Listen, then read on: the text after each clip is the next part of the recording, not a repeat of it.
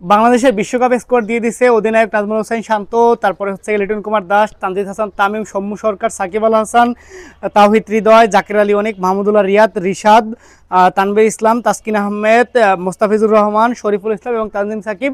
বাংলাদেশে এই হচ্ছে বিশ্বকাপ স্কোয়াড। এবং বিশ্বকাপ স্কোয়াড আমি মনে করি যে যদি বলতেই চাই খুব ভালোই হয়েছে বলা যায়, কারণ হচ্ছে গিয়ে জাস্ট 2-3টা পজিশন নিয়ে আপনার প্রশ্ন থাকতে পারে, লিটন দাসকে নিয়ে প্রশ্ন থাকতে পারে, লিটন দাসকে নিয়ে কেন প্রশ্ন আছে এটাও লিখতে পারেন কমেন্ট বক্সে। বাট একটু ক্লিয়ার করি, সেটা হচ্ছে লিটন কুমার দাস ওয়ানডে টিম থেকে বাদ পড়ছিলেন, টি-20 টিমেও হচ্ছে গিয়ে তিনি বসেছিলেন, খুব ভালো ফর্মে নাই, কিন্তু আপনার হাতে কিন্তু অপশন নাই। যদি আপনার অন্য একটা ওপেনারকে যদি খেলানো হয়তো, অন্য একটা ওপেনারকে যদি ট্রাই করা হইতো, তাহলে হয়তো বা একটা অপশন ক্রিয়েট হইতে পারতো। সেটা যেহেতু নাই, সেহেতু হচ্ছে গিয়ে লিটন দাস ছাড়াও আপনার হাতে কোনো অপশন নাই। এখন হচ্ছে গিয়ে বাকি যেই স্কোয়াডে যেই সদস্যরা তারা হচ্ছে গিয়ে আমি মনে করি ঠিক আছে। এবং তাসকিন আহমেদের কথা বলতেই হয়, তাসকিন আহমেদ বিশ্বকাপে যাবেন কি যাবেন না এরকম একটা শঙ্কা ছিল, কিন্তু সেই তাসকিন আহমেদ কিন্তু আপনার হচ্ছে গিয়ে সহ অধিনায়ক হিসেবে বিশ্বকাপে যাচ্ছেন, আলহামদুলিল্লাহ বলতেই হয়।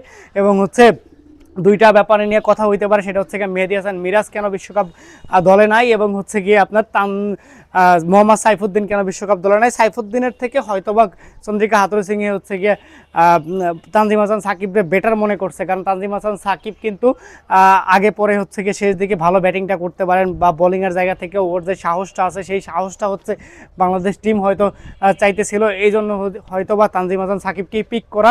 তবে একটা কনফ্লিক্ট আসতেই পারে, লিটন কুমার দাস যেহেতু ফর্মে নাই, নাজমুল হোসেন শান্ত যেহেতু ফর্মে নাই, তো একটা বেস্ট প্লেয়ারের কথা আমি বারবারই বলতে চাই, সেটা হচ্ছে মেহেদী হাসান মিরাজ যদি টিমে থাকতো, হয়তো ওপেনিং থেকে যে কোনো পজিশনে যদি কোনো প্লেয়ার যদি শর্ট পড়তো, কিংবা কোনো প্লেয়ার ইনজুরিতে পড়তো, কোনো প্লেয়ার পারফর্ম করতে পারতেছে না, মেহেদী হাসান মিরাজকে হয়তো ওই জায়গাটায় ডেলিভার করানো যাইতো মেহেদী হাসান মিরাজকে দিয়ে। এই জিনিসটা বলতেই হয়। আরও হচ্ছে বাংলাদেশ দল একটা বিশাল বড় একটা ক্যালকুলেটিভ রিস্ক নিছে, সেটা হচ্ছে এই প্রথমবারের মতো বাংলাদেশ দল একটা আপনার হচ্ছে লেগ স্পিনার নিয়ে ওয়ার্ল্ড কাপ দল সাজাইছে। সেই ব্যাপারটাও হয়তো খুব ভালো লাগবে যদি লেগ স্পিনার যদি পারফর্ম করতে পারে, এটা বাংলাদেশ টিমের জন্য খুব ভালো একটা ব্যাপার হবে আশা করি। তো এই ছিল হচ্ছে গিয়ে বিশ্বকাপ স্কোয়াড, এবং স্কোয়াড নিয়ে আপনার মতামত কি লিখতে পারেন কমেন্ট বক্সে। Thank you.